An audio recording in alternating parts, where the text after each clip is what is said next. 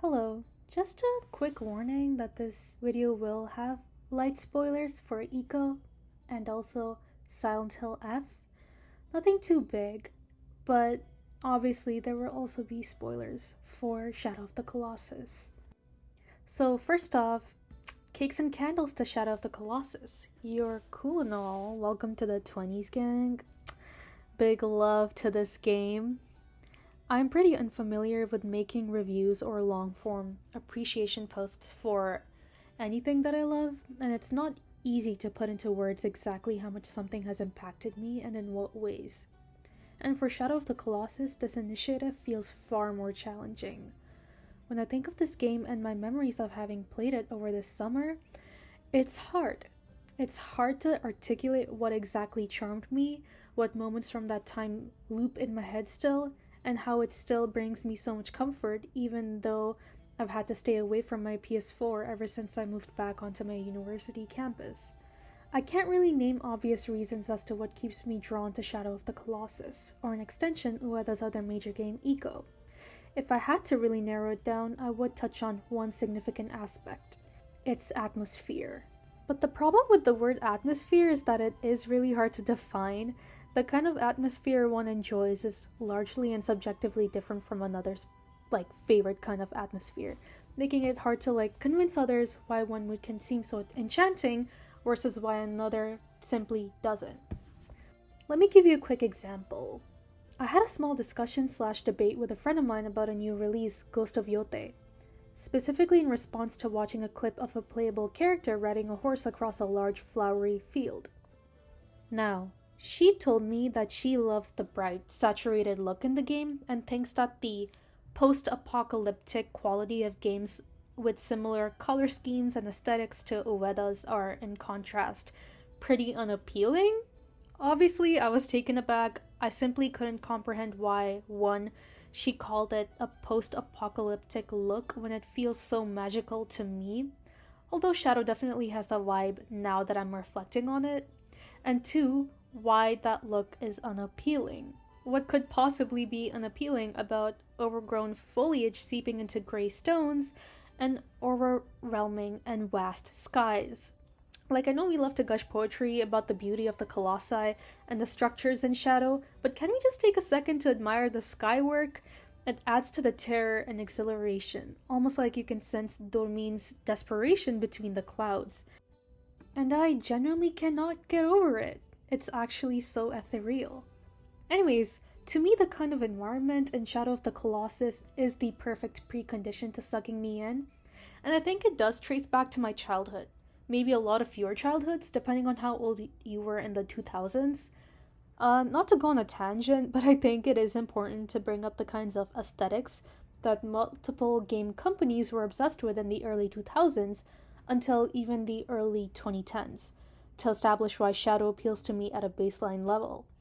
We had works like Twilight Princess, The Last of Us, Infamous, Assassin's Creed Bloodlines, Skyrim, Silent Hill 1, 2, you get the memo. But the overall theme that I'm talking about with these games is that there were these brilliantly dark games that tended to rely upon small ranges of monochromatic or washed out shades and textures to build worlds that still are so magnificent to this date. We had so much fog and bloom on our screens back then, it's kind of insane to think about. I think the transition from seeing mainstream companies invest in these sorts of creative projects to what we often receive nowadays is so crazy. Even though I thoroughly enjoyed Silent Hill F, for example, I think it represents exactly the kind of issue we are facing with some games presently. That even when there is an intention to introduce an entrancing and moody environment, companies still retort to developing overly thorough action gameplay or other mechanics that keep you from fully immersing yourself. At least that was the problem for me. It sucks and makes me even more nostalgic for what we got in abundance that many years ago. The interesting thing is, though, that I only learned about and truly engaged with Eco and Shadow in the past year, in my 20s. And it's funny because I just recently found out that we've had the physical cartridge compilation of the game since I was 6 or 7, thanks to my brother, but I never touched them back then and I have no clue where they are right now. Somewhere in my parents' storage cabinets, I need to go hunting for them. But back to what I was saying, I think not having that personal historic tie to the games helped me look at Shadow of the Colossus with a clearer lens that is not so fogged up by a desire to go back to my past. It helped me realize that there is something special in that world that still satisfies me in a way that no other work I've touched has. And that this being a phenomenon 20 years into its existence is something that we should address. I was already in dear love with the gorgeous earthy structures from Eco and the way the game allows us to gaze far off into the horizons just because. And you know Ueda and for that matter Team Eco were dedicated to giving us immersive spectacles to admire even if it went against utility's sake. And honestly, when replaying Eco this summer right before I touched Shadow, I couldn't see how the latter could really top Eco in terms of this kind of beauty. Like, I was genuinely so baffled at the meticulous mazes that connected back into each other in Eco, and the repetition of puzzles in a way that didn't feel exhausting but rather tied in the castle even more, and how detailed the deceptively simple textures of the walls of the castle felt. A world that felt so intimately tied together and made with love that is going to be unforgettable to me. Notice my surprise when I booted up Shadow of the Colossus and realized within the first 3 colossi that I was crazy lost. Yes, the sword is a great navigational tool, and I familiarized myself with its advantages soon enough, but the awe and confusion I felt as I kept treading new ground in this game became like this widely fresh experience. Eco's environment threaded into itself. But Shadow of the Colossus went outwards and wants you to feel that so badly. So if I had to elaborate on how Shadow makes its experience of immersion unique, it would be through these 4 core tenets.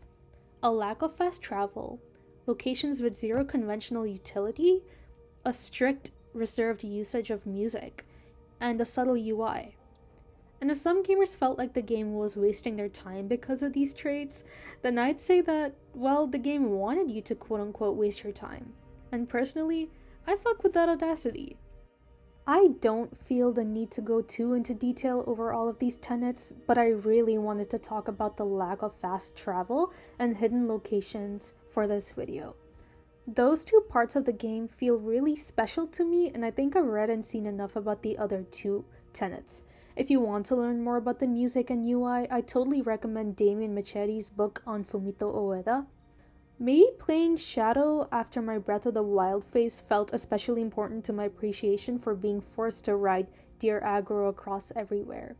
I was genuinely surprised when the shrines only indicated usage for recovering my health and stamina and were for nothing else, except saving in the original version.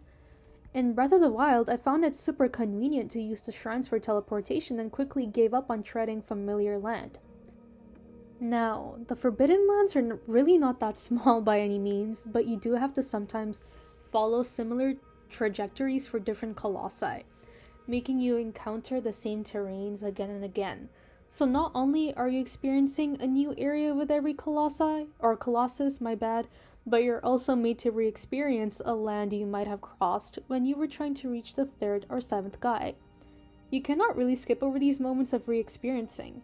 You have to ride aggro or be insane enough to run Wander's poor feet through these areas. And for me, I think this feature made me notice more and more details about places I didn't register deeply enough the first time I rode through them. I think it made me feel a sort of homeliness within the Forbidden Lands, and maybe a rising sense of confidence as I realized I didn't really need the sword for some of the places I was trying to get to later in the game. I can't speak for Team Eco's intentions with this, but it did make me feel perhaps a little closer to the character of Wander. Surely after you defeat the nth Colossus in your way, you feel as if you can win this thing, that these lands and these creatures are nothing in comparison to your spirit.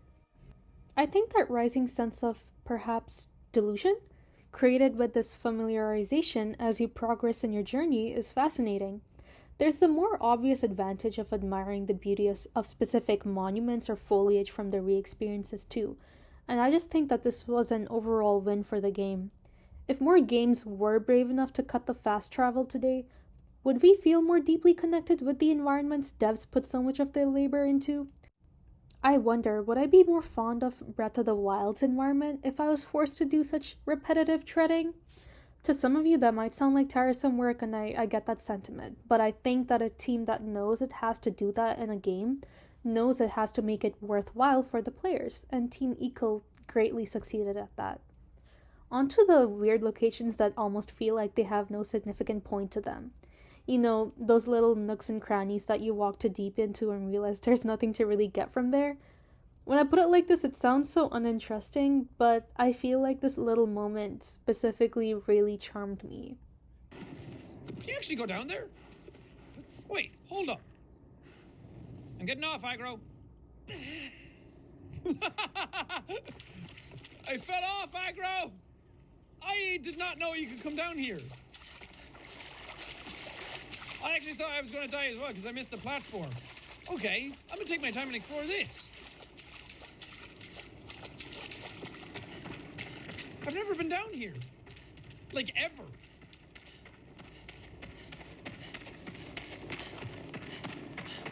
Cool. I mean, there's nothing really down here, but... Also, first of all, why was it so hard to find a clip of this online? It's kind of funny how often people skip this in the process of recording. Like, I was looking for a single no commentary video that would take us down there, but had to resort to Jacksepticeye instead. I don't really know what to say about the little golden speck you can pick up from there also, because when I was playing for myself, I had zero clue what those were about and paid little to no heed to them. There's not much I want to say about the 79 relics or gold coins because they are of zero interest to me and they're remake exclusive. I'm more fascinated by what the original team was thinking by inserting an area like this. Like, why is this cavern so long and why does it even exist? It's all dark and dewy down there. I remember just walking back and forth and staring a little too hard at the walls, only to shrug it off and defeat Phaedra in 40 seconds total. I know that games are known to leave little scraps of unfinished stuff in their games when they are rushed to put out their work ASAP, but I don't think that this was the case with such an area. Knowing that Ueda was dead set on making sure that our immersion was never shattered while exploring the Forbidden Lands, regardless of the technological limitations of that time, it just had me thinking, these areas that feel so not for us, not for anything productive, they just further that feeling of decenteredness. This place was not made for me. This place existed before me. It goes beyond the castles that have been in degradation for God knows how many years. It goes beyond the overgrown foliage. These seemingly insignificant areas still feel so charming to me because of that decenteredness, and also because I start feeling like I'm at home when I'm there. Paradoxically, a world that feels unmade for me is exactly what draws me back, right?